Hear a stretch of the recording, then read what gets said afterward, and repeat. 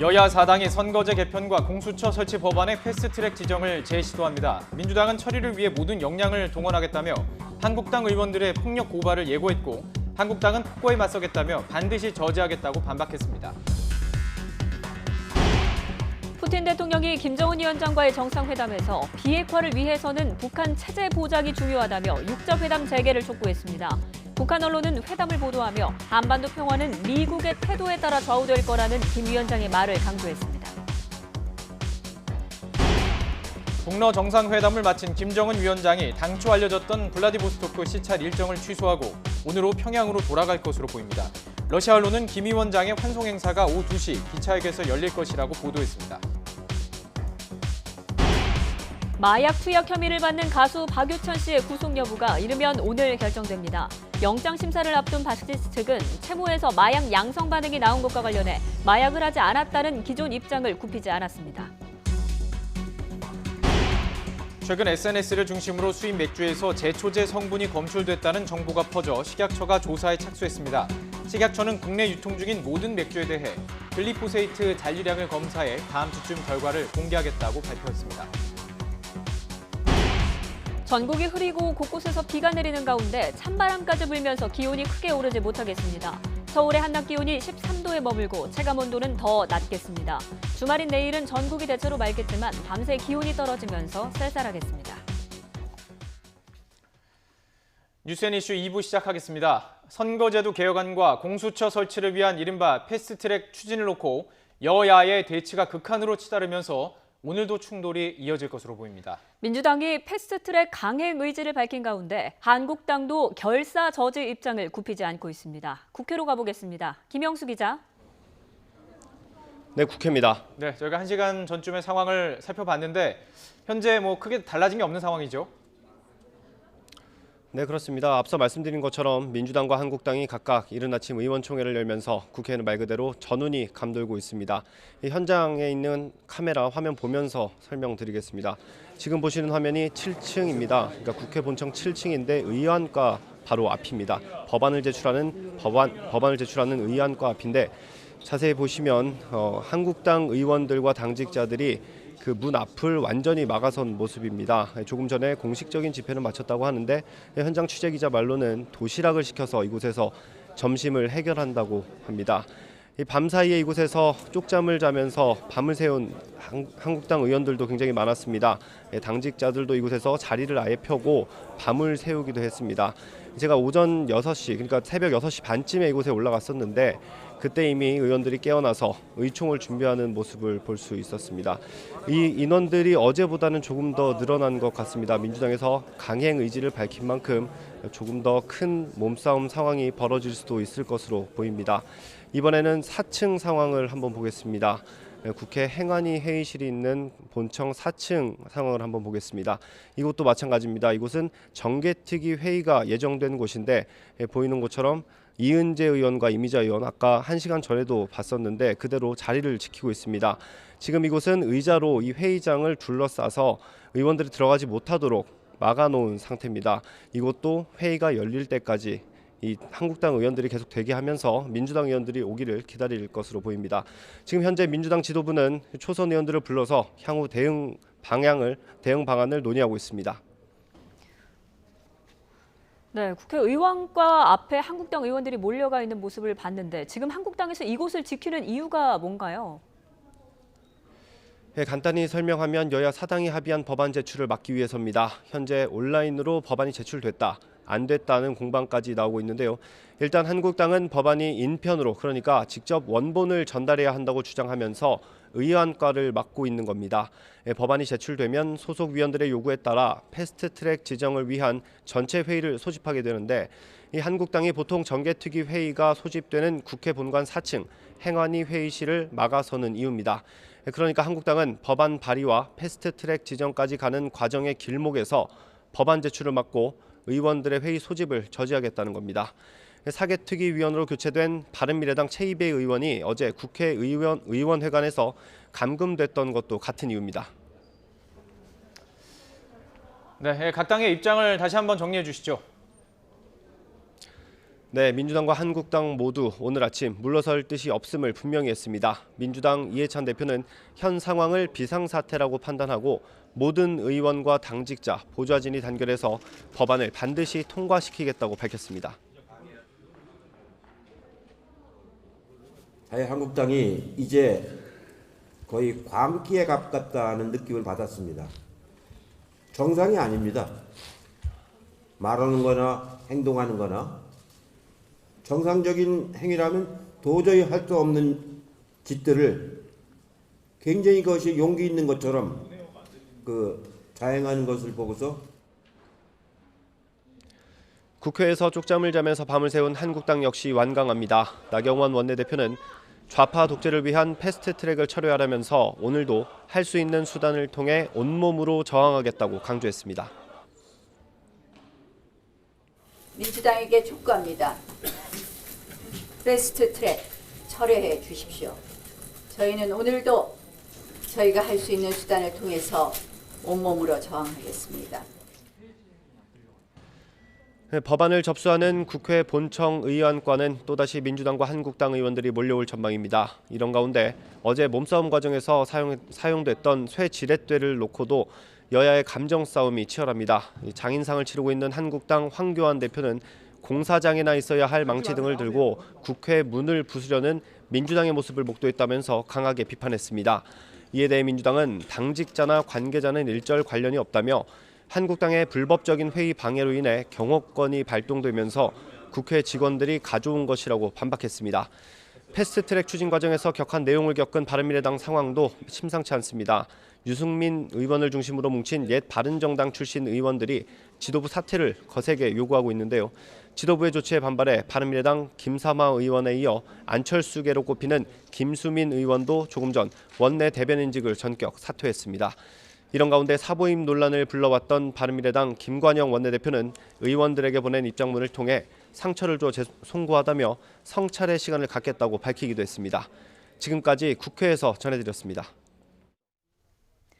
다음 소식입니다. 러시아 블라디보스토크를 방문 중인 김정은 북한 국무위원장이 우리 시각으로 오늘 오후 2시 블라디보스토크를 떠날 거라고 타스통신이 현지 소식통을 인용해 보도했습니다. 소식통은 현지 시각으로 오늘 오후 3시, 우리 시각으로 오늘 오후 2시에 블라디보스토크 기차역에서 공식 환송 행사가 열릴 거라고 말했습니다. 푸틴 러시아 대통령은 한반도 비핵화를 위해서는 북한에 대한 체제 보장이 이루어져야 한다고 밝혔습니다. 푸틴 대통령은 어제 극동 연방대학에서 김정은 북한 국무위원장과 정상회담을 한 뒤 기자회견을 열고 북한은 체제 보장을 원할 뿐이라며 이같이 말했습니다. 모두가 북한의 안전 보장을 제공하는 문제에 대해 생각할 필요가 있다면서 북한 체제 보장에 대해 논의할 때는 육자회담 체계가 가동돼야 한다고 강조했습니다. 김정은 위원장이 한반도 평화와 안전은 전적으로 미국의 차후 태도에 따라 좌우될 거라고 말했다고 조선중앙통신이 보도했습니다. 통신은 김 위원장이 푸틴 러시아 대통령과의 회담에서 미국이 2차 북미 정상회담에서 일방적이며 비선의적인 태도를 취해서 한반도와 지역 정세가 교착 상태에 빠지고 원점으로 되돌아갈 수 있는 위험한 지경이라며 이같이 밝혔다고 전했습니다. 회담에서 양측은 중대한 고비에 직면한 한반도 정세 추이를 분석 평가하고 한반도와 지역의 평화와 안전 보장을 위해 전략적 의사소통과 전술적 협동 방법을 진지하게 토의했다고 통신은 전했습니다. 어제 김정은 북한 국무위원장과 첫 만남을 가진 푸틴 러시아 대통령이 오늘은 시진핑 중국 국가주석과 정상회담을 갖습니다. 중러 정상이 한반도 비핵화와 평화 문제에 대해서 어떤 입장을 내놓을지 관심입니다. 베이징 연결해 보겠습니다. 강성웅 특파원. 네, 베이징입니다. 중러 정상회담 언제 열리죠? 네, 현재 중러 정상이 모두 1대1로 정상 포럼의 개막식에 참석하고 있는데 이 행사가 끝나고 나서 오늘 오후에 열릴 것으로 예상됩니다. 이 두 정상이 개별 정상회담의 성격을 갖는 건데요. 중국 당국은 아직 중러 정상회담의 정확한 시간을 공개하지 않고 있습니다. 중국과 러시아 정상은 이번 회담에서 한반도의 평화와 비핵화 문제를 중점 논의할 것으로 보입니다.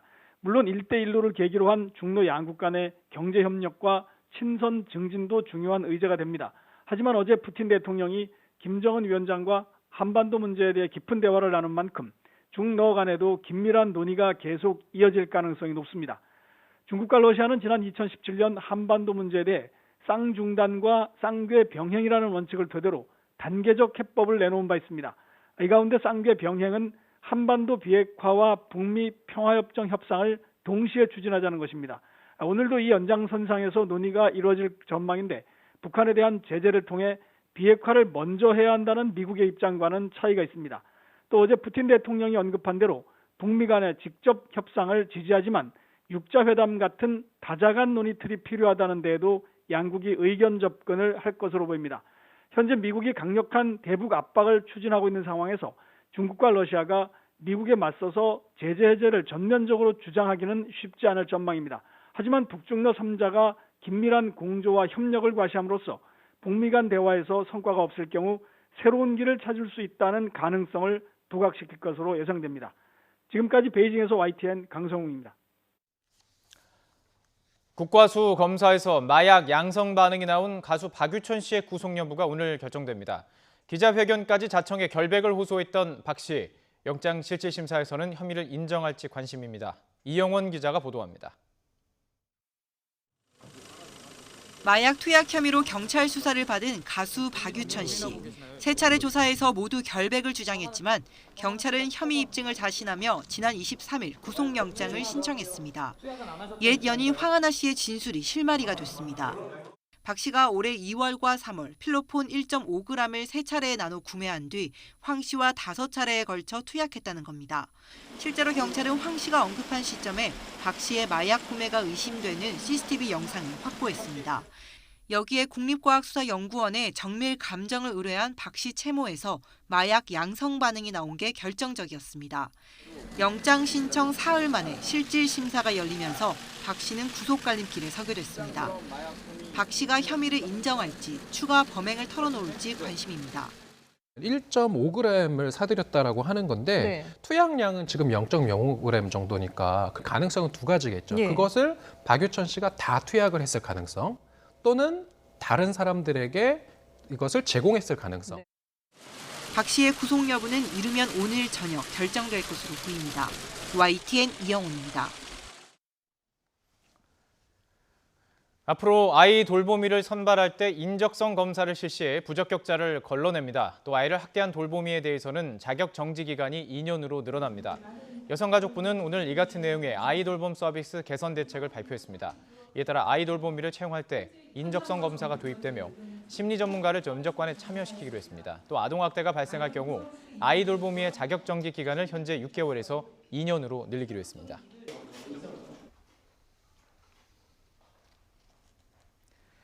신생아 사망 사고를 은폐한 혐의로 구속된 분당 차병원 의사 2명이 검찰에 넘겨졌습니다. 서울지방경찰청 광역수사대는 증거인멸 등의 혐의를 받는 산부인과 주치 문모 씨와 소아청소년과 이모 씨를 기소 의견으로 송치했다고 밝혔습니다. 문 씨 등은 지난 2016년 8월 수술실 바닥에 떨어진 신생아가 사망하자 두개골 골절 초음파 사진을 없애고 부모에게 낙상 사실을 숨겨 부검도 못하게 한 혐의를 받습니다. 하지만 문 씨 등은 기록이 삭제된 게 아니라 전산 오류였다며 혐의 사실을 대체로 부인하는 것으로 전해졌습니다.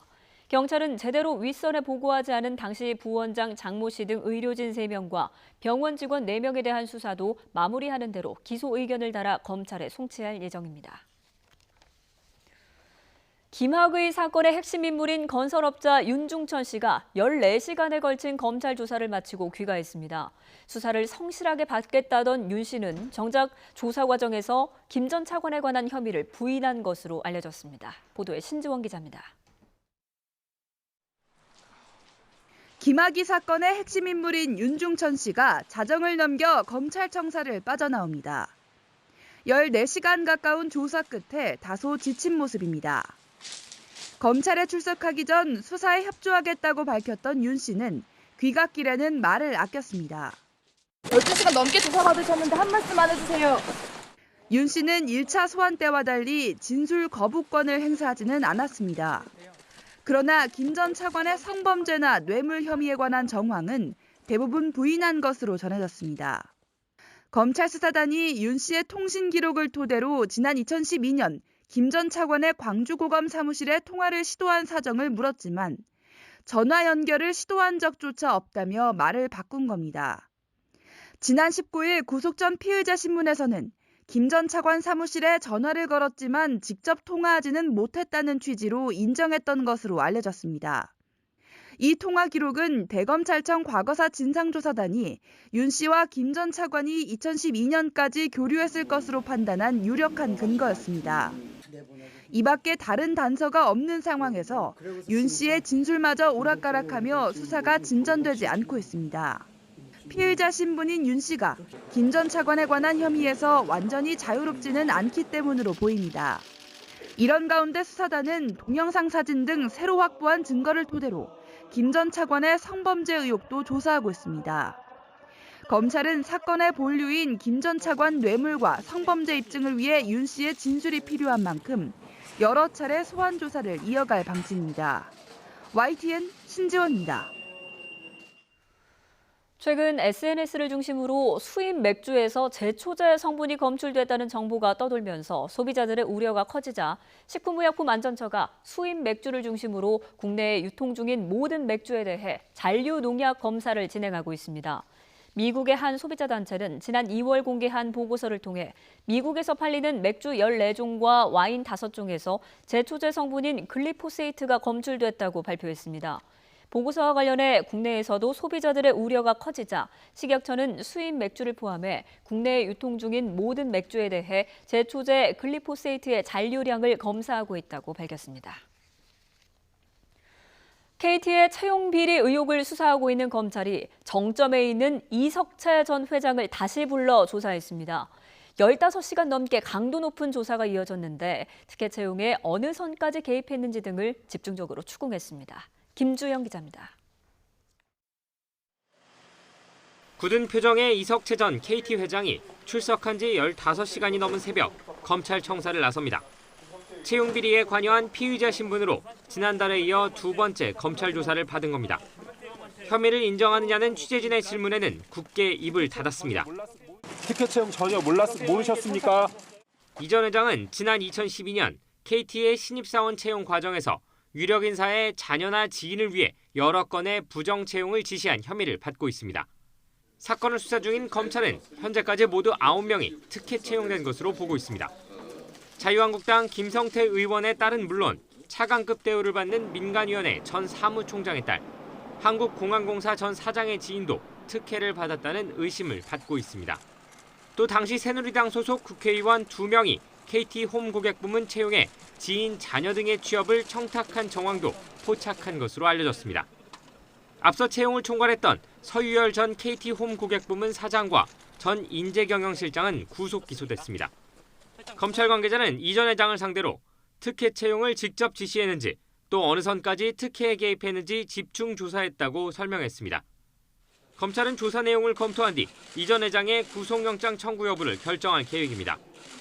이와 함께 김성태 의원 등 개입 의혹을 받고 있는 유력 인사들의 소환 여부도 적극 검토할 방침입니다. YTN 김주영입니다.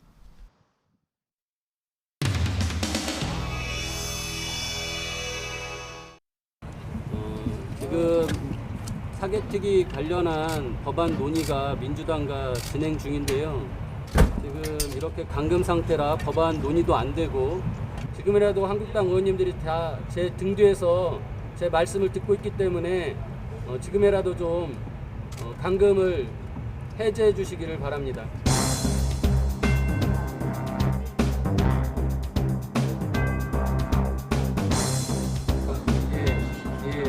지금 4시간 아침 9시부터 지금 2시 반까지니까 지금 5시간 반 이상 지금 감금돼 있는 상황이거든요.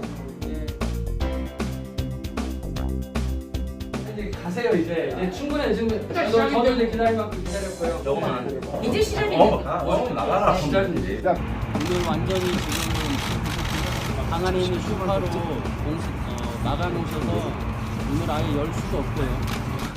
아유. 어르신들한테. 지금 뭐 하시는 거예요? 아유 위원장님 왜 그러세요? 위원장님. 어리 다치세요. 위원장님 이러시면 안 돼. 이러시면 안 돼. 위원장님까지 이러시면 안 돼. 위원장님 그렇지 않아도 편찮으신데 애들 몸도 안 좋으신데. 제가 보기에는 문을 아예 뜯어내지 않는 이상 불가능하기 때문에 제가 보기에는 이쪽을 통해서 이 유리를 분리시켜서 제가 보기에는 깨든지 뭐 해서 나갈 수밖에 없을 것 같습니다. 지금 상황이.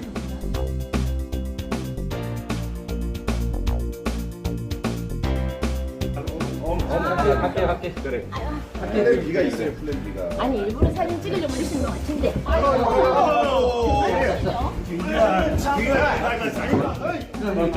그렇게 한다고 그게 되나? 맞죠. 하지 말고. 다음 자식 상대 나가. 플랜 B가 있어요. 다친다 하지 마. 형님 덥다. 일단 나갈 수 있대. 이거는 나갈 수 있는. 한 가지만. 야, 근데 원래 국회에서 목사는 의원들끼리만 해. 나한테 이거 안 되는 거잖아. 그렇게 하지 마. 양수형 누나 진짜 양보줘요? 통화했어. 제 방이에요, 거기. 제 방이고 제 방에서 제 부장한테 하라고. 의원님만 나오세요, 제발. 이렇게 몸으로 하지 마, 의원님. 진짜 여자 의원님이 이렇게 하시면 안 돼. 우리 여자 남자가 어디 있어요? 그러니까 빨리. 아니 나는 솔직히 얘기 안 할 테니까. 나는 뭐 아니야. 그러니까 그건 맞는 아유 부장님까지 이러시면 부장은 부장은 어쩔 수 없어 연세까지 해야 돼. 근데 이건 아닌 것 같다 진짜. 잠깐만. 부장님 나오세요. 부장님만 나오세요. 부장님 나오세요. 부장님 나오세요. 그러니 선생님. 우리가 어떻게 나갈 때.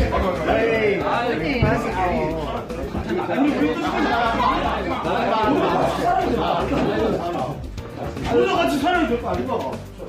아니 왜요? 죽는다고 생각하세요? 앉으세요. 우리 사진에서 나중에 사람이다. 몇거 많네. 원 사람들 수도 없이 갔어.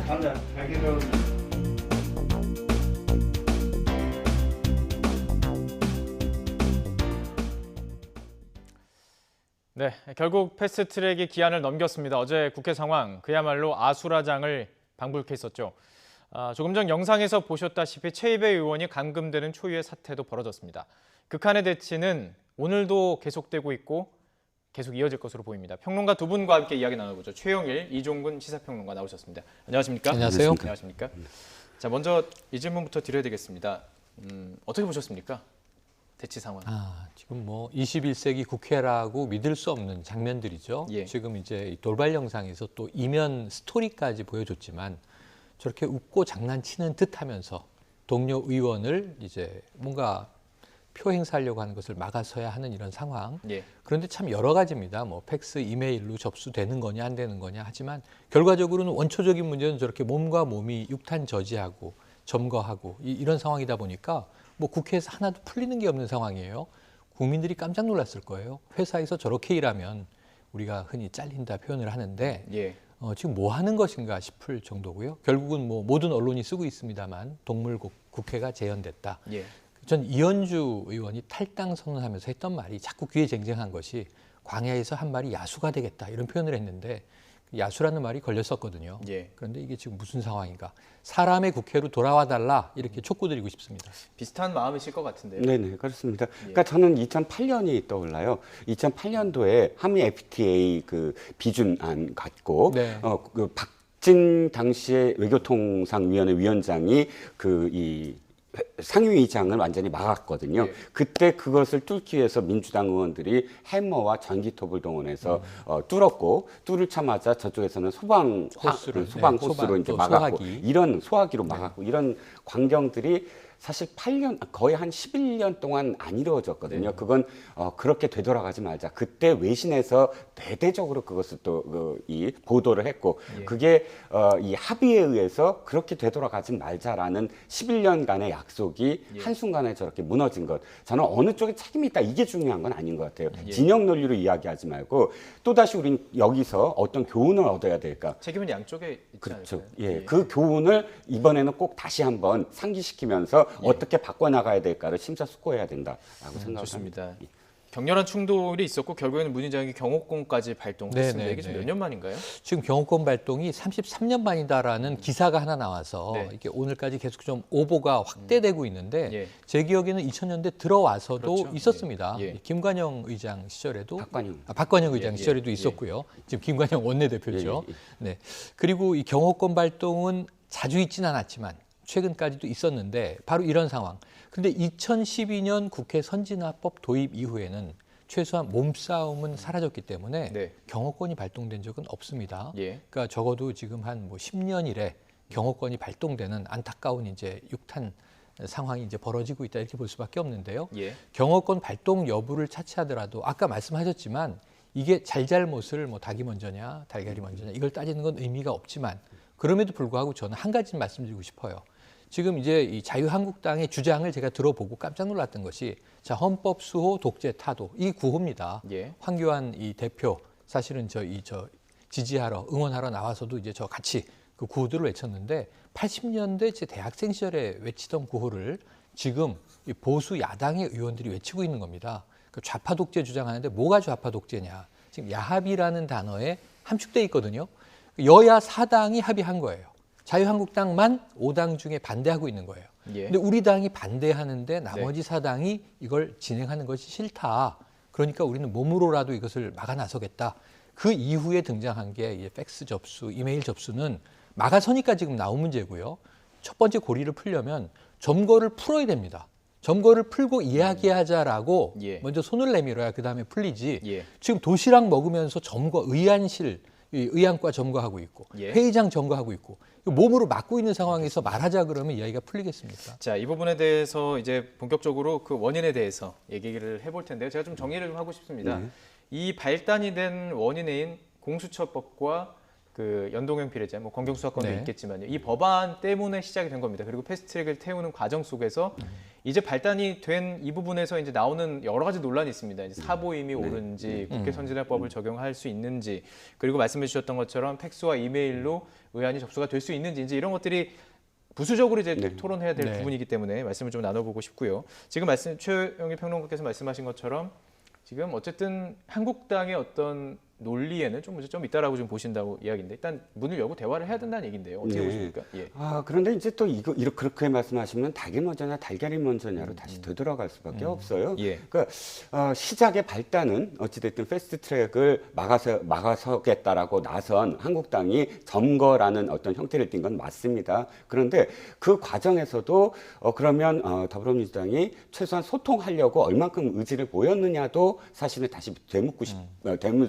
수밖에 없거든요. 지금 문제는 이겁니다. 공수처 법안이나 사실 연동형 비례대표제를 포함한 선거구제 개혁안은 사실 선거구제 개혁안은 좀 급한 문제입니다. 왜냐하면 총선에 앞서니까. 근데 공수처는 물론 김대중 대통령 시절부터 이 얘기가 나오기 시작했지만 그럼에도 불구하고 전체적으로 봤을 때 이것이 민생이냐, 뭐 정말 절박하게 330일 이내로 돼야 되느냐 이 문제는 조금 더 별개로 보는 시각도 있거든요. 그런데 지금 더불어민주당에서는 사실은 선거구제는 안 될 가능성이 굉장히 농후한데도 불구하고 선거구제를 빌미로 해서 공수처 법안을 밀어붙이고 있다라는 것이 자유한국당의 어떤 시각이에요. 그러면 그 와중에서 사실 이 나경원 원내대표가 대화제의를 안 한 건 아니거든요. 숱하게 대화제의를 했고 대화제의를 하는 과정 속에서 뭐가 사실은 그러니까 정치공학적으로 보여지냐면 절박한 여당의 하나의 어떤 법안을 요구할 때 그것을 사실은 협상을 합니다. 협상하면서 그럼 이거는 들어줘.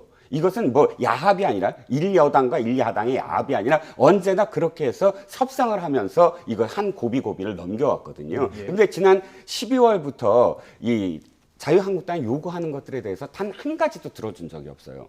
김태우 수사관의 폭로 이후에 벌어졌던 모든 그런 그 폭로에 있어서 국정조사라든지 뭐 이런 것들을 하나 사건이 터질 때마다 그럼 이건 접고 이거는 해달라 하면서 협정을 하려고 하는데 사실은 너무 좀 일방적으로 밀어붙인 그 경향이 또 있거든요. 그렇기 예. 때문에 지금 이렇게 된 데에 대해서 먼저 무엇을 한다, 먼저 무엇을 안 한다기보다는 실제로 이 양쪽 당의 어떤 목표가 뭐냐, 실제로 속내가 뭐냐, 그래서 풀어나가는 하나의 어떤 실마리를 다시 한번 뽑아보는 게 더 지금은 필요한 것이 아니냐. 누가 예. 잘했다, 잘못했다라고 이야기한들 그것이 끊임없이 지금의 저기서 국회에서 논쟁을 벌이니까 똑같은 논쟁에 불과하다는 거죠. 만약에 그 중간에 대화들이 좀 이루어졌다면 여기까지 오지 않았을까요? 네. 어쨌든 패스트트랙을 태웠다면 강대강으로 나오지 않았을까요? 그러니까 저는 지금 조금 이제 이 실장님 말씀에 동의하면서도 네. 이게 자유한국당의 말을 민주당이 들어주지 않았다가 아니라 지금 논리가 좀 바뀌어 있는 게 뭐냐면 자, 연동형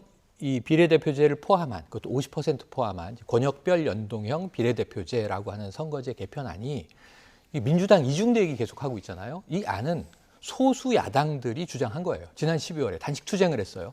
바른미래당이 지금 깨질 상황인데 이따 좀 진단을 해야 됩니다만 손학규 대표가 단식을 하면서 이거는 우리 당에 이거 꼭 관철시켜줘야 돼. 그래서 거대 양당, 여당, 제1야당이 귀를 기울이고 절충안을 내서 1월 임시회에서 처리합시다. 그때 심상정 의원은 정의당도 단식 같이 하면서 주장했죠. 심상정 의원은 12월 내로 해달라. 민주당이 손살을 쳤습니다. 아유, 연내로는 안 된다. 그래서 올해로 넘어왔는데 이 자유한국당만 여기에 대한 안을 안 내다가 3월 돼서 툭 던진 안이 뭡니까? 10% 의원 줄이고 비례는 하나도 없다. 지역구로 270명. 완전히 180도 다른 안을 냈으니까 이건 어깃장 놓는 거잖아요. 연동형 우리는 안 되고 비례대표 필요 없어. 그러니까 이게 말이 안 되는 안을 내버렸으니까 격돌이 일어났고 여기서 민주당은 절충안을 낸 겁니다. 민주당이 100% 연동형을 주장하는 소수야당에 대해서 50%만 연동형 하자. 이렇게 된 거잖아요. 그래서 민주당 절충안으로 그 정도라도 해보자 합의가 된 건데 그럼 연동형 비례대표제가 왜 민주당이 아니냐고요. 이건 소수 당들을 위해서 이 국회 다양성을 보장하기 위해서 득표율에 해당하는 의석 배당을 하자라는 룰을 새로 적용하는 거예요. 다만 이 룰이 없었느냐. 지금도 정당형 득표율을 가지고 비례대표 배분을 해왔어요. 근데 비례대표 수가 늘어나는 것과 전체 300석에서의 이 배분을 하느냐 아니면은 지역구 빼고 배분을 하느냐 이런 룰의 차이인 거예요. 근데 이 부분에서 지금 자유한국당이 이거 민주당 2중대, 3중대가 지금 함께 움직이고 있다고 이야기를 하니까 공수처법을 패스트트랙에 올리자고 했으면 저는 이렇게 저지 안 했을 것 같습니다. 그러니까 지금 자유한국당은 게임의 룰, 총선 1년 남았는데 1년도 안 남았는데 여기에 집중하다 보니까 모든 걸 다 민주당 탓을 하는 것부터 문제가 꼬이기 시작했다. 이걸 좀 풀려면 선후를 합리적으로 자유한국당이 다시 대응해 줘야 됩니다. 제가 일부러 이 내용을 좀 자세히 들어봤습니다. 왜냐하면 이게 근본이 되는 문제이기 때문에 시청자 여러분들께서도 지금 싸움에만 너무 집중을 하시지 마시고 지금 가장 핵심이 되고 있는 이 법안의 의미 그리고 이런 것들이 우리 사회에 끼치는 영향들에 대해서 지금 과정 속에서 사실 이제 계속 충돌이 일어난 것이고 강대강 어떻게 보면 감정이 많이 상한 상태입니다. 특히 이제 감정을 상한 결정적인 원인은 그 바른미래당 김관영 원내대표의 오신환 의원에 대한 사보임 제출 이 부분이 가장 트리거 역할 그러니까 결정적인 역할을 했던 거 아니겠습니까? 그렇습니다. 그러니까 지금 자유한국당도 그 부분에 대해서 국회법을 어긴 건 사실은 바른미래당고 어쨌든 집권 여당의 지금 이 연합이 국회법을 먼저 어기지 않았느냐라는 건데요. 자, 이것도 다시 한번 되돌아가 봐야 돼요. 김홍신 의원이 한나라당 시절에 건강보호법과 관련해서 한나라당의 당론과 사실은 배치되는 의견을 냈습니다. 그게 이제 통합이냐 분리냐 뭐 이런 문제였는데요. 한나라당이 그때 8명이고 민주당이 7명이고 무소속이 1명입니다. 그런데 이것을 통과해야 되니까 이재호 당시 원내대표, 당시 총무라고 불렀는데 원내대표가 사보임을 해요. 사보임을 하는데 그 사보임에 대해서 당시 민주당은 지금의 자유한국당과 똑같이 이것은 헌법기관으로서의 의원의 권리를 침해하는 것이다라고 비난을 합니다. 또 자유한국당도 마찬가지였죠. 김연아 의원한테 바뀌었는데 자, 한 가지만 더 말씀을 드리면 그래서 김홍신 의원이 그 후에 사보임과 관련해서 아주 엄격한 법안을 제출을 합니다. 물론 그것이 통과되지 못하고 뭐 조금 변형이 돼서 지금에 이르렀지만 당시에 김홍신 의원을 도와줬던 기관이 참여연대 시민단체가 지금의 조국 수석과 안경환 교수, 서울대 교수가 활약하고 있었던 당시 참여연대가 김홍신 의원을 넣어서 어떤 법, 사보임과 관련해서 의장이 결코 그 의원의 의사와 반해서 사보임을 허가할 수 없다라는 물론 그 문구는 안 들어갑니다. 그 대신 미연의 어떤 그런 질병 등과 관련한 부득이한 사유 이렇게 표현이 바뀌지만 어쨌든 그걸 주장하고 추진했던 건 참여연대였어요.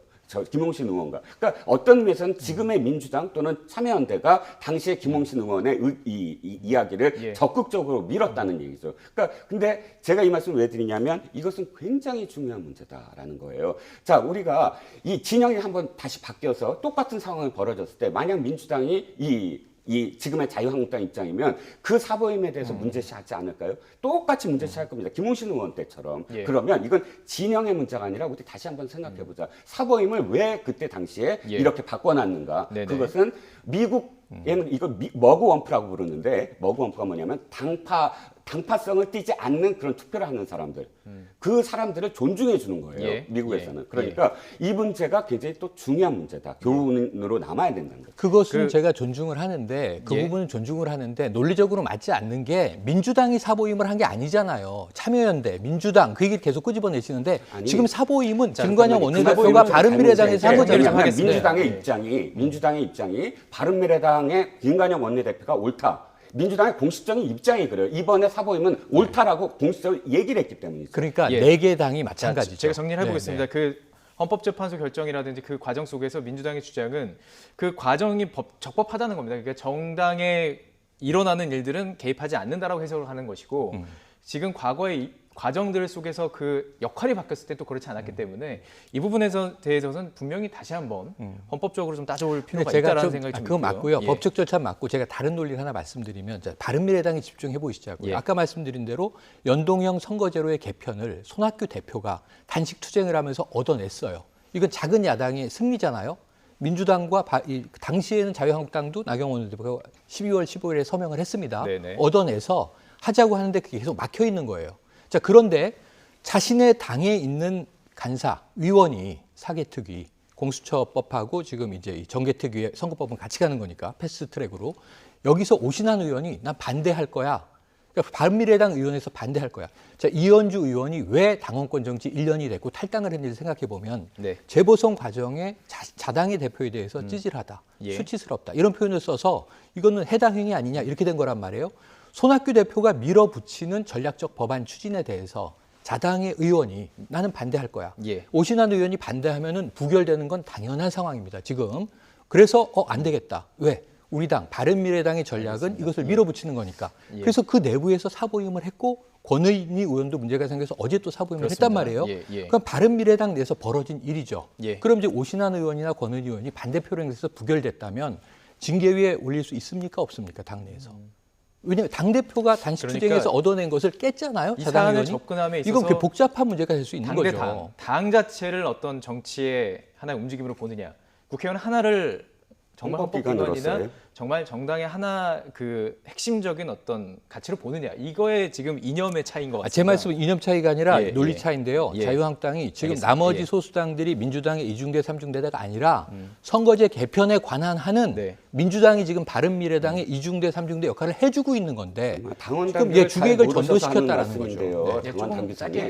당원 당규상에 당대표가 단식을 해서 얻어낸 것을 당원이 반대를 했다서 징계위원회 회부 안 됩니다. 왜냐하면 최고위원회도 있고 당은 민주적으로 운영되는 것이 당 총재가 아니거든요. 그러니까 징계가 절대 일어나지도 않고요.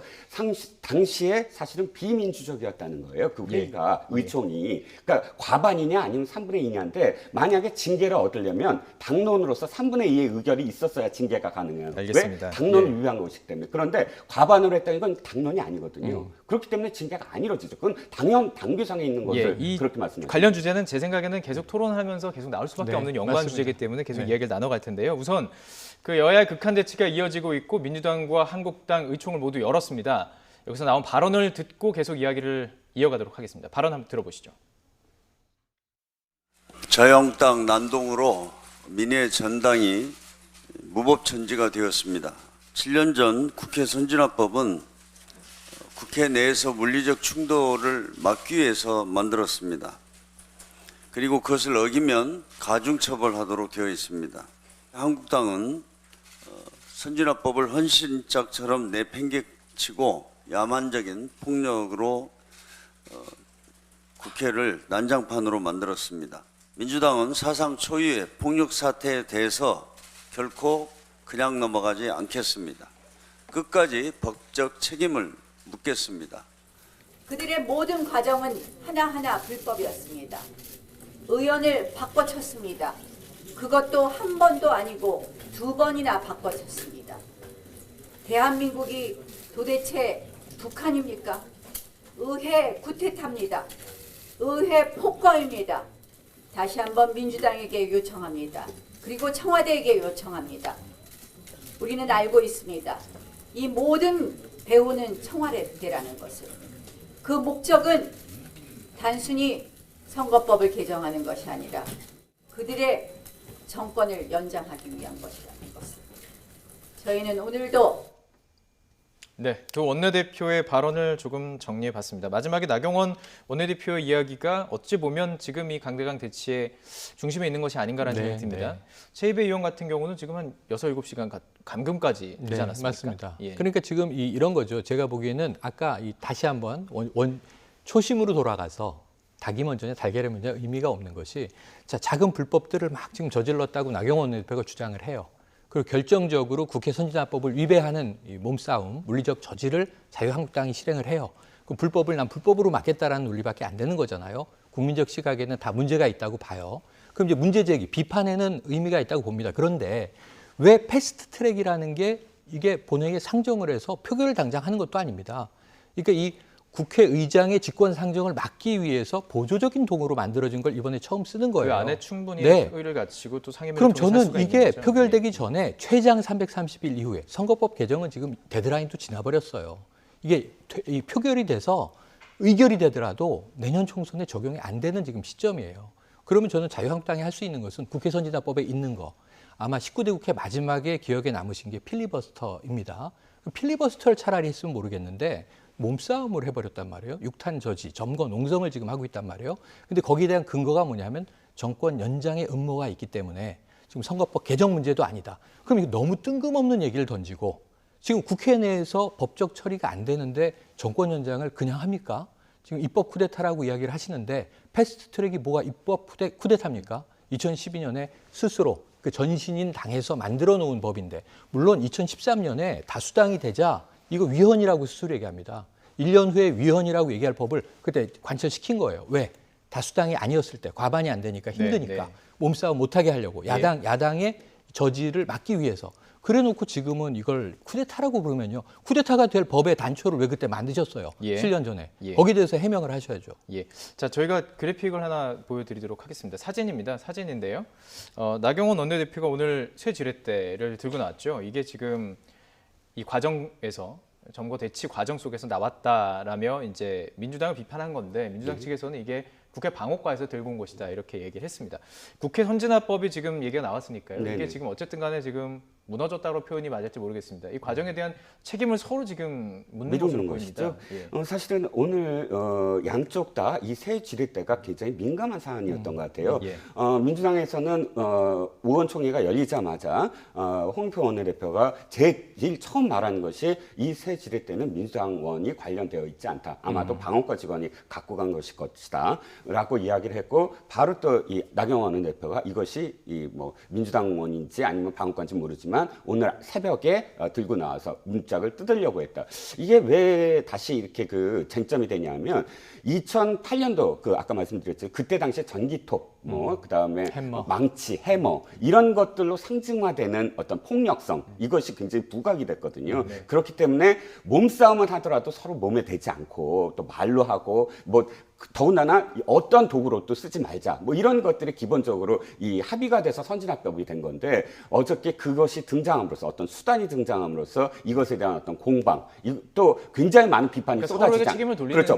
많은 비판이 쏟아질 예. 테니까 이것은 절대 우리가 하지 않았다라는 거를 지금 보여주려고 미루고 있는 것이죠, 서로. 예, 그렇습니다.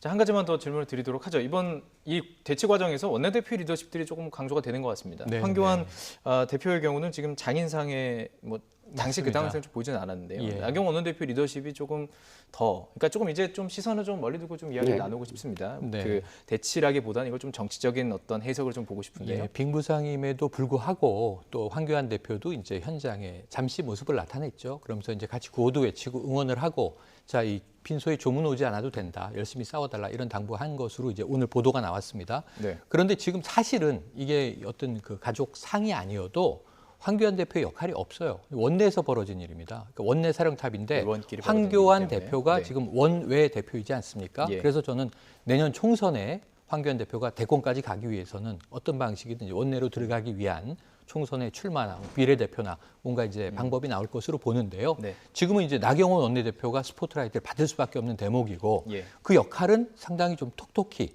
어쨌든 반대하는 입장에서 리더십을 제대로 보여주고 있다. 예. 민주당 입장에서는 굉장히 좀 안타까운 대목이겠습니다만 예. 또 김관영 원내대표도 자당 내에 이러한 여러 가지 잡음에도 불구하고 합의 사항을 밀어붙이려고 하는 추진력을 발휘하고 있다. 예. 사실 그 추진력이 너무 강하기 때문에 지금 당이 반토막 나는 상황 아니겠습니까? 예. 그럼에도 불구하고 또 근데 한 가지 아쉬운 건 나경원 원내대표가 파트너이죠. 지금 싸우고 있지만 이들은 그래도 사실 협상에 대한 파트너인데 파트너들이죠. 예, 민주당으로 이제 가려고 한다는 이야기를 자신에게 했다라는 이야기를 흘리면서 네. 참 이게 좀 덧꼬인 상황으로 만들어버린 것은 알겠습니다. 안타까운 대목이기도 말씀해 합니다. 주셨으니까요. 바른미래당 얘기를 좀 해보도록 하겠습니다. 이번 사태가 조금 전에도 이야기를 해봤지만 일촉즉발 위기에 놓인 것은 바로 바른미래당이 지금 겪는 일 때문이 아닌가 싶습니다.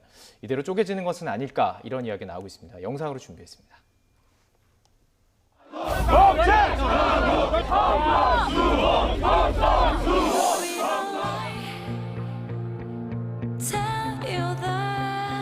김관영 원내대표한테는 의총에서 분명히 불법적인 사보임을 하지 않을 거라고 약속을 수차 받았음에도 불구하고 왜 의원들을 속이고 거짓말하고 이렇게 행동하느냐라고 제가 질책을 했고 김관영 원내대표가 거기에 대해서 계속 거짓말로 부정을 하고 있습니다.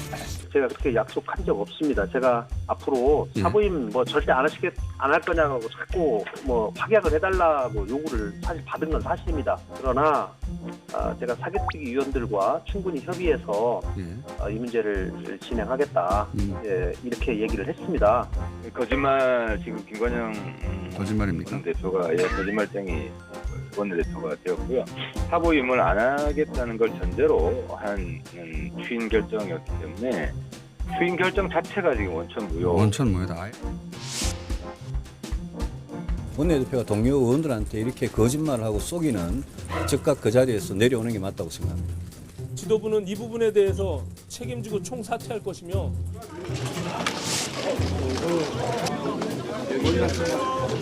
기자들이 어제 이제 오신환 의원을 몇 시에 만나냐 이것을 계속 취재하면서 따라다녀서 제가 목욕탕에서 만나자고 그랬습니다. 그래서 목욕탕에서 만나서 약 한 40분 정도 얘기를 하고 좀 설득을 했는데요. 일 처리가 잘 될 수 있도록 도와달라 이렇게 말씀을 드렸습니다. 그런데 설득이 안 됐고 설득이 안 됐죠.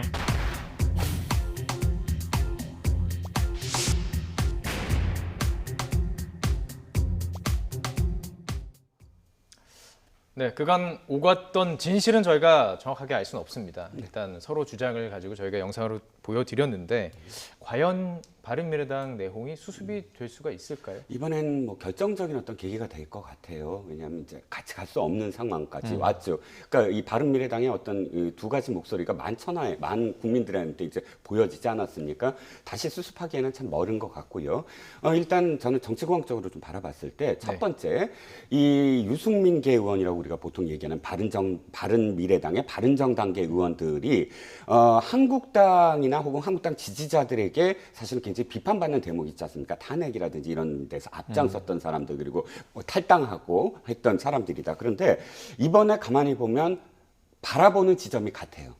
같은 지점. 그러니까 패스트트랙 잘못됐다. 그리고 사보임 잘못됐다. 그것을 한 목소리로 이야기하고 있거든요. 일단 아직도 물론 그 상처가 해소되기는 쉽지 않지만 궁극적으로는 이번에 같은 지점을 향해서 무엇인가 행보를 같이 하고 있다는 것이 유승민계가 한국당과 유승민계가 한국당 의원들과 같이 목소리를 높이고 있고 같은 방향을 바라보고 있다는 지점이 앞으로 어떤 그런 정계 개편에서 보수 통합의 하나의 지금 당장은 아니더라도 모티브는 될 수 있을 것이다. 그런데 지금 당장 안 되는 이유는 안철수계 의원들의 이 움직임도 좀 재밌어요. 처음에는 반대하는 쪽에 몇 명이 가 있었어요. 그런데 사보임은 잘못됐다. 라는 것에 도리어 더 2-3명 의원들이 더 와서 안철수계 의원들이 총 한 4명 정도, 5명 정도가 지금 이 같은 목소리를 내고 있거든요. 그렇다면 안철수 의원계와 유승민 의원계가 호남 계열 의원들과 사실 그 대척점에 서는 지점, 네, 그러니까 네. 이 당의 어떤 해체 수순이나 분열 수순에서 이런 두 갈래가 지금 충돌을 할 가능성이 농후하다라고 보여집니다. 지금 말씀 안 해주신 계열이 있습니다. 호남 계열은 과연 그렇다면 만약에 분당이 된다면 혹은 합당이 이루어진다면 그렇다면 그들의 행보는 어떻게 되는 걸까요? 알려지고 있던 대목은 확증할 수는 없지만 지금 민주평화당이 존재하지 않습니까? 민주평화당도 호남 기반입니다. 그리고 처음에 국민의당으로 함께 나왔던 분들인데 안철수 전 대표가 바른정당과 합당하겠다 할 때 반대해서 남았던 인물들인 거죠. 그럼 다시 지금 제가 보기엔 총선 때 지금처럼 이합 집산을 거치지 않고 국민의당이 한때는 위기에 처했지만 지방선거라든가 조기 대선 이후에 그 결과 이제 안철수 전 대표가 책임지고 떠났습니다만 계속 존속하면서 뭐 정부와 싸울 거 싸우고 타협할 거 타협해 왔다면 내년 총선에 차라리 비전이 있지 않았겠는가. 그 어게인 국민의당이 지금 그리운 거예요. 안철수계 의원들 일부 그리고 지금 민주평화당도 같은 생각일 겁니다. 그러니까 그들이 뭔가 구실력을 작동하고 있던 과정인데 이번에 그냥 딱 이제 쨍 하고 깨지는 소리가 들렸는데요. 그 결절 지점이 어딘지가 아직 확정이 안 됐어요. 그래서 제가 보기에는 아까 여야 4당의 패스트트랙 추진과 자유한국당의 반대라고 말씀드렸지만 사실 들여다보면요. 3.5당과 1.5당의 대결이 돼버린 겁니다. 바른미래당은 이미 2개로 움직이고 있어요. 0.5로 그쪽에 더 가셨군요. 그래서 이번 패스트트랙 사태가 어떻게든 이번 주말에 표면적으로는 정리가 되고 다음 주부터는 이 후폭풍을 이제 처리하는 과정을 국회가 가게 되겠습니다만 결국은 이번 주말에 확인되는 결절점을 기준으로 해서 이 당은 쪼개지는데 문제는 시점하고요. 하나는 원래는 6월 말 원내대표 이제 이 재선출로 보고 있었는데 그보다 빨라질 수 있고 누가 나가고 누가 남느냐의 싸움으로 흘러갈 것 같습니다. 알겠습니다. 그렇다면 지금 이준석 바른미래당 최고위원은 민주당 얘기를 합니다. 바른미래당 내에서도 지금 김관영 원내대표와 손학규 대표는 민주당과 야합이 있는 거 아니냐 이런 얘기가 나오거든요. 민주당과의 어떤 연대 가능성? 민주당과의 연대 가능성이 사실은 바라고 있긴 하겠죠. 그러니까 민주당 계열의 그 역사를 보면 총선 때는 언제나 호남 쪽으로 결집을 하거든요. 그래서 호남 쪽의 의원들을 아마 다시 이제 흡수하는 안이 하나 있고 그럼에도 불구하고 지금의 당협위원장들이 사실은 대선에서 역할을 한 사람들이 있어요. 그런데 만약에 호남 계열 의원들을 받아들이면 지금 당협위원장들이 공신으로서 반발을 할 것이거든요. 이 두 가지 가능성 다 있지만 저는 후자가 더 유력하다. 왜? 그들이 없었어도 우리는 전국 정당이 됐기 때문에. 그렇기 때문에 아마도 민주평화당과 또 바른미래당 일부 의원들이 연합을 한다면 다른 당으로서 그냥 제3의 당으로서 총선에 뛰어들 가능성이 커 보입니다. 알겠습니다. 저희가 다음 시간에는 기대를 해보겠습니다. 이 대치가 정말 협상과 협치를 통해서 풀렸다라는 가능성이 희박해 보이지만 그 기대를 하면서 오늘 이야기를 좀 마무리해보도록 하겠습니다. 지금까지 이종근, 최영일 두 분의 시사평론가와 함께 이야기 나눠봤습니다. 고맙습니다. 고맙습니다.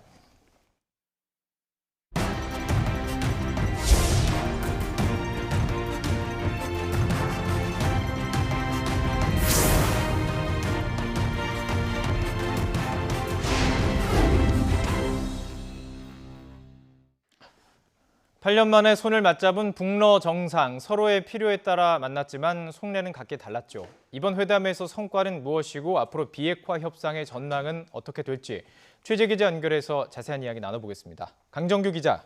네, 강정규입니다. 자, 먼저 북한의 입장을 좀 정리를 해보죠. 이번 회담 하노이 그 담판 결렬 이후에 열린 회담입니다. 그리고 이제 북한의 새로운 길을 모색한다. 이것과 연결되는 시각이 아무래도 많이 무게가 실렸고요. 그런데 어제 회담에서 나온 발언만 놓고 보면은 북한이 원하는 걸 충분히 얻지 못했다. 이렇게 평가될 수 있지 않을까요?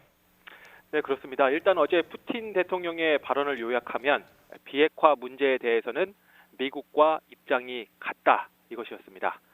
북한이 원하는 제재 완화가 필요하다는 취지의 발언도 없었습니다. 그동안 러시아가 세르게이 라브로프 외무장관 등을 통해 비핵화와 제재 완화를 단계적, 동시적으로 주고받아야 한다는 입장을 표명했던 것에서 뒷걸음질 친 것으로 볼 수 있는데요.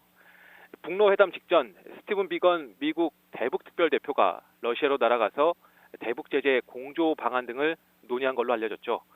결국 러시아가 미국의 편을 들어준 셈인데요. 어제 정상회담에서 나온 푸틴 대통령의 발언 직접 들어보시죠. Мы, например, за полную денуклеаризацию, это правда. Мы вообще против распространения оружия массового уничтожения по планете. 자, 반면 이제 러시아가 챙긴 것은 무엇인가 좀 이야기를 나눠보겠습니다. 이번 회담을 통해서 러시아는 한반도를 비롯한 극동 지역에서 좀 존재감을 드러냈다는 평가가 지배적입니다. 푸틴 대통령이 육자 회담을 언급한 것도 이것과 같은 맥락이다. 이렇게 풀이할 수 있겠죠? 네, 지난 2005년 육자 회담을 통해 9.19 공동 성명이 도출됐습니다. 역대 비핵화 합의 가운데 가장 진도가 많이 나간 걸로 평가되는데요. 그 첫 이행 방안을 담은 게 이듬해 2.13 합의였습니다. 여기에서 5개 워킹 그룹을 나눴는데 러시아가 다자 안보 분야의 의장국이었습니다. 어제 푸틴 대통령이 과거 육자 회담과 다자 안보를 선호한다고 언급한 건 러시아 입장에선 당연한 말이죠. 무엇보다 푸틴의 이 같은 발언은 육자회담 재개 전망을 묻는 기자회견 질문에 대한 대답이었습니다. 답변 내용도 어제 회담에서 실제 육자회담 복원 문제가 논의됐다는 뜻으로 보기엔 무리가 있었는데요. 실제 어제 김정은 위원장의 발언이나 북한 매체들의 북러 회담 관련 보도에서도 육자회담에 대해 논의했다는 내용은 찾아볼 수 없었습니다. 육자회담은 일단 외교 차관급 회의체였습니다.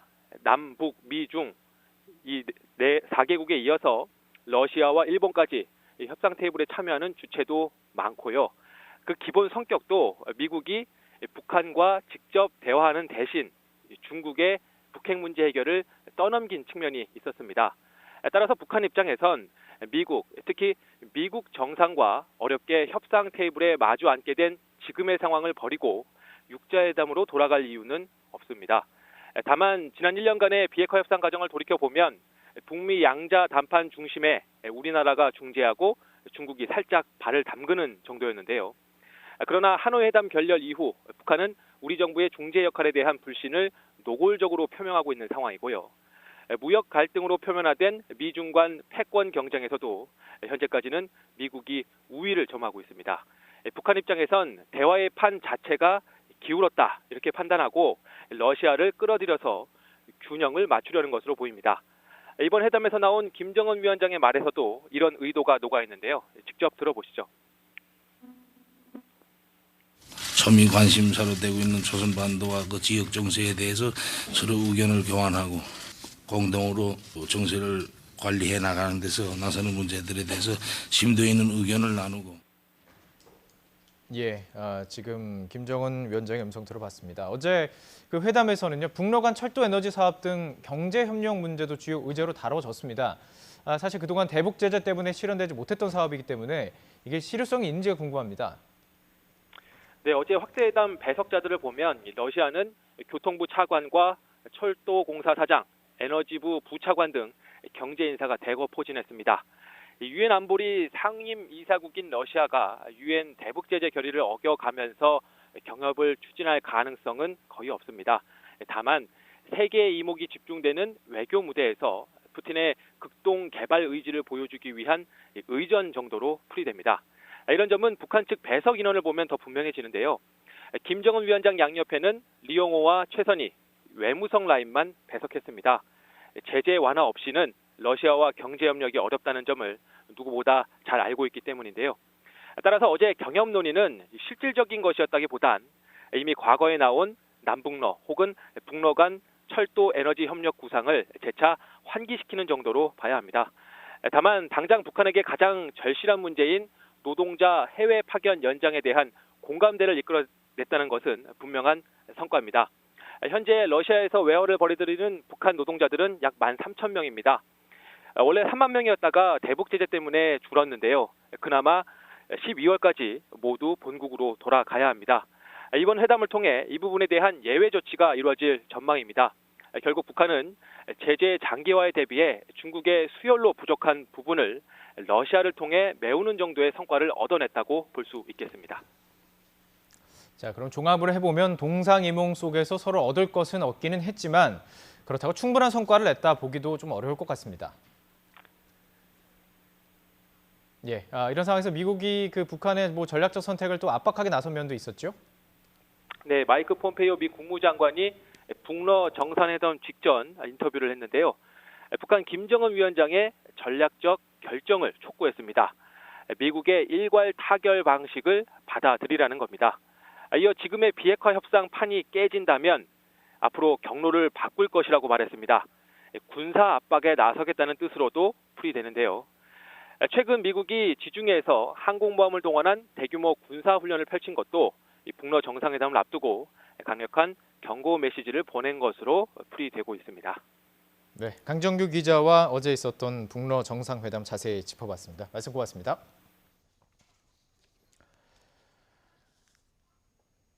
어제 푸틴 대통령과의 정상회담을 마친 김정은 북한 위원장, 오늘 러시아 블라디보스토크에 있는 2차 대전 전몰용사 추모시설인 꺼지지 않는 불꽃에 도착해 헌화했습니다. 김 위원장은 당초 우리 시각으로 오늘 오전 9시 헌화할 것으로 알려졌지만 이를 취소한 뒤 2시간 정도 늦게 추모시설을 찾았습니다. 김 위원장은 이어서 부근에 있던 식당에서 러시아 관계자들과의 오찬에 이어서 우리 시간으로 오후 2시쯤 2박 3일간의 방러 일정을 마치고 블라디보스토크를 떠날 것으로 전해졌습니다.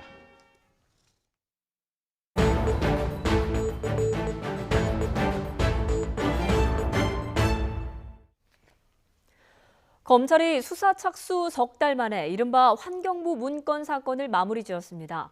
김은경 전 환경부 장관과 신미숙 전 청와대 균형인사비서관을 재판에 넘겼는데 수사 성과와 함께 미진했던 점은 뭔지 알아보겠습니다. 취재기자 연결합니다. 김대겸 기자.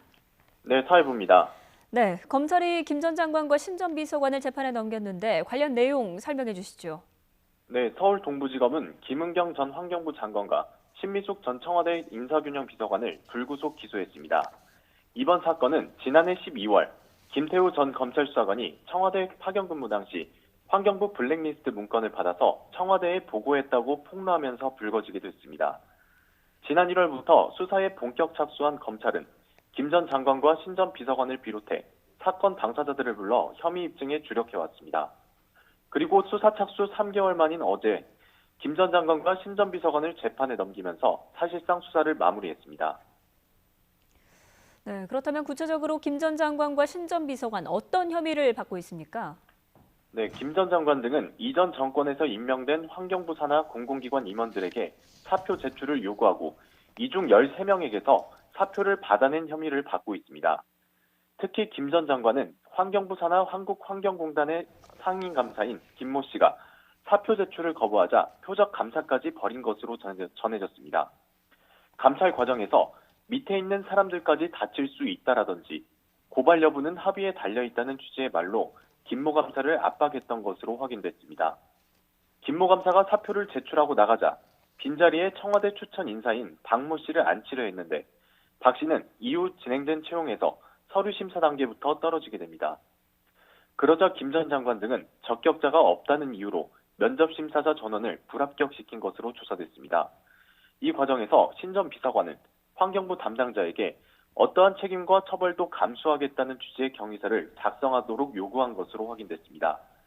당시 채용 과정을 담당했던 환경부 과장과 국장은 다른 부서로 이동 조치됐는데 검찰은 김 전 장관이 책임을 물어 보복성 전보 조치를 한 것으로 보고 있습니다. 네, 앞서 검찰은 신 전 비서관의 윗선인 조현옥 청와대 인사수석의 소환을 검토하기도 했는데 실행에 옮기지는 않았죠? 네, 그렇습니다. 검찰은 신 전 비서관의 상관인 조현옥 청와대 인사수석에 대한 소환을 검토해왔습니다. 청와대 인사 라인에서 좀 더 윗선의 개입이 있었다고 본 건데요. 하지만 검찰이 확보한 자료만으로는 공모관계를 입증할 만한 증거 자료가 없어 조 수석에 대한 소환은 이루어지지 않았습니다. 조 수석 등 이른바 윗선 개입 여부를 밝히기 위해선 청와대의 인사추천 과정을 자세히 들여다봐야 합니다. 이를 위해 검찰은 지난 5일 청와대 인사수석실에 대한 압수수색을 시도했지만 영장 기각으로 수사 확대에 실패하게 됐습니다.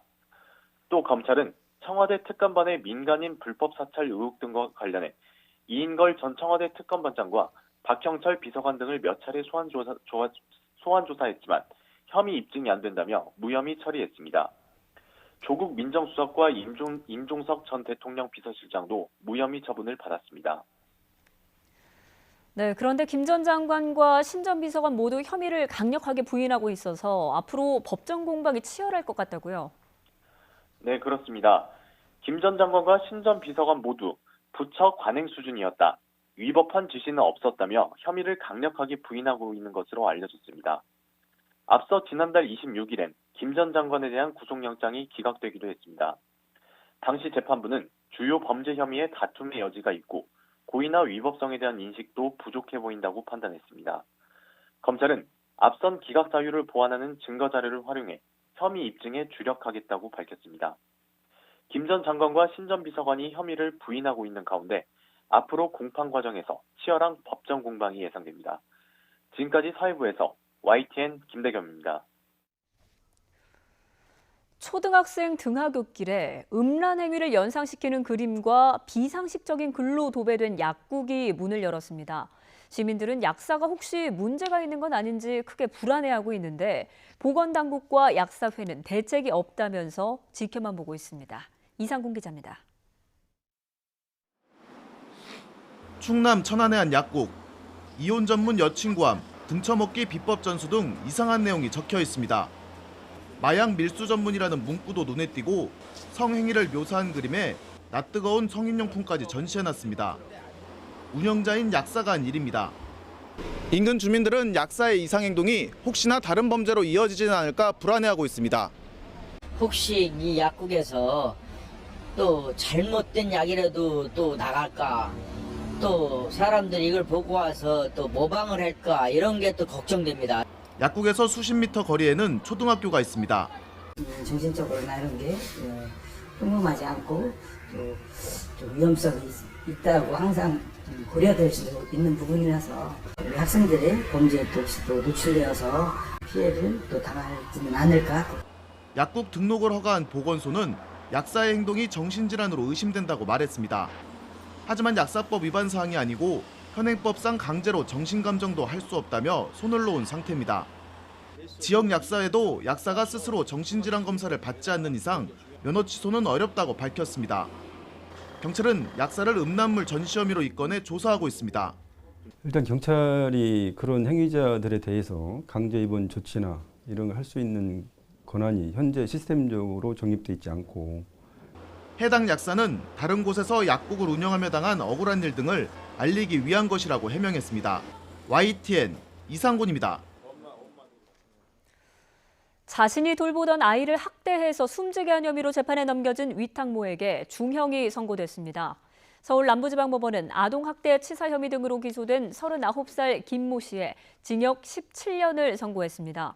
재판부는 피고인이 때려 숨지게 한 15개월 영아는 꿈도 펼쳐보지 못한 채 세상을 떠났는데도 김 씨가 변명을 계속하고 있다며 중형을 선고한 이유를 밝혔습니다. 김학의 사건 핵심 인물이죠. 건설업자 윤중천 씨가 성관계 동영상에 등장하는 인물이 김학의 전 법무부 차관이 맞다고 검찰 조사에서 처음 인정했습니다. 이 사건을 재수사하는 검찰 수사단은 어제 윤 씨의 2차 소환 조사에서 지난 2007년 11월 서울 역삼동 오피스텔에서 찍힌 동영상 사진에 찍힌 인물이 자신과 김 전 차관이라는 진술을 확보했습니다.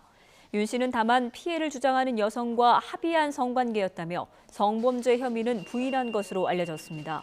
검찰은 오늘 오후 윤 씨를 세 번째 소환해 김 전 차관의 성범죄, 뇌물 의혹을 계속 추궁할 계획입니다. 미국 민주당의 유력한 차기 대선 주자인 조 바이든 전 부통령이 내년 대통령 선거 출마를 공식 선언했습니다. 트럼프 대통령은 바이든 전 부통령에게 졸린 바이든이 민주당 대통령 경선을 통과할 지능이 있을지 의문이라며 조롱했습니다. 이동호 기자가 보도합니다. 미국 민주당의 유력한 대선 주자로 꼽혀온 조 바이든 전 부통령이 내년 대통령 선거에 출마하겠다고 공식 선언했습니다. 올해 76세인 바이든 전 부통령은 지난 98년과 2008년에 이어 세 번째 대권에 도전하는 것입니다. 유튜브 등 SNS를 통해 공개한 동영상에서 자신이 미국을 통합하고 트럼프 대통령을 이길 수 있는 후보라고 강조했습니다. 바이든 전 부통령은 미국의 핵심 가치와 미국의 세계적 지위, 민주주의 등 모든 것이 위험에 처해 있다며 내년 대선은 미국의 영혼을 위한 전투라고 강조했습니다. 또 20여 명에 이르는 민주당 대선 후보 가운데 여론조사에서 선두인데 어떻게 생각하느냐는 기자의 질문에는 조심스럽게 답변했습니다. It's real early. I tell you what, the issue is going to be who, not only who can win this, but who's the best person to lead the country, and that's what it's going to be all about. And it's going to be for the voters to decide that. 이로써 민주당의 대권 레이스도 본격적으로 달아오를 것으로 보입니다. 트럼프 대통령은 대선 출마를 선언한 바이든 전 부통령에게 조롱에 가까운 트윗을 날렸습니다. 트럼프 대통령은 졸린 조 바이든, 대선 레이스에 온 것을 환영한다. 오랫동안 의심해왔지만 당신이 성공적으로 민주당 경선을 치를 지능이 있기를 희망한다고 밝혔습니다. 트럼프 대통령은 그동안 가장 강력한 민주당의 잡룡 가운데 한 명인 바이든 전 부통령의 부적절한 신체 접촉 논란을 조롱하거나 지능이 낮은 사람이라면서 인신공격성 비난을 해왔습니다. 버락 오바마 전 대통령 시절 8년간 부통령을 지낸 바이든은 최근 실시된 여론조사에서 트럼프 대통령을 8%포인트 앞서는 것으로 나타났습니다. YTN 이동우입니다. 마블의 영화 어벤져스 엔드게임이 개봉 이틀째 200만 명을 돌파했습니다. 영화진흥위원회 영화관 입장권 통합 전산망 집계 기준으로 이 작품은 어제 하루 83만 2천여 명을 불러 모으면서 총 관객 217만 천여 명을 기록했습니다. 이번 주말에도 관객이 대거 몰리면서 각종 기록이 쏟아질 전망입니다. 어제 개봉한 애니메이션 뽀로로 극장판 보물섬 대모험은 16,000여 명을 동원해서 박스오피스 2위를 차지했고 생일이 3위, 요로나의 저주가 4위에 각각 올랐습니다. 서울은 비가 그치고 흐린 하늘이 이어지고 있습니다. 비구름의 뒤를 따라 찬 공기가 밀려오면서 날씨가 무척 쌀쌀해졌는데요. 현재 서울 기온은 9.6도에 머물면서 어제 같은 시각보다 6도나 낮고요. 찬바람이 불면서 체감으로 느껴지는 쌀쌀함은 이보다 더합니다. 오늘은 감기 걸리지 않도록 옷차림 따뜻하게 하고 나오시기 바랍니다. 서울의 비는 그쳤지만 내륙 곳곳에는 여전히 산발적으로 비가 내리고 있습니다. 찬 공기가 남하하면서 대기가 무척 불안정하기 때문인데요. 밤까지 비가 산발적으로 이어지겠고 일부 지역에는 벼락이 치고 돌풍이 부는 곳도 있겠습니다. 앞으로 예상되는 비의 양은 동해안에 5에서 20mm, 충청 이남 지방에 5mm 안팎으로 많진 않겠습니다. 기온이 낮은 강원 중북부 산간에는 저녁까지 1에서 5cm의 눈이 내려 쌓이겠습니다. 낮 동안 찬바람이 불며 쌀쌀하겠습니다. 서울과 광주 12도, 대전 13도, 부산은 15도로 평년보다 5에서 9도가량 낮겠습니다. 주말인 내일 하늘 표정은 맑겠지만 기온이 뚝 떨어지면서 무척 쌀쌀하겠습니다. 서울 아침 기온이 7도까지 떨어지겠고 강원과 경기 동부, 경북 내륙에는 늦서리와 얼음이 관측되는 곳도 있겠습니다. 휴일인 일요일에는 새벽부터 오전 사이 전국에 또 한 차례 비 소식이 있습니다. 들쑥날쑥한 기온 변화에 면역력이 떨어지기 쉽습니다. 면역력이 약해지면 감기 등 호흡기 질환에 걸리기 쉬우니까요. 충분한 수분 섭취와 휴식으로 건강관리에 신경 써주시기 바랍니다. 지금까지 상암동 야외 스튜디오에서 YTN 권혜인입니다. 4월 26일 금요일 뉴스앤이슈 마치겠습니다. 잠시 뒤 노종면의 더 뉴스가 이어집니다. 시청해주신 여러분 고맙습니다.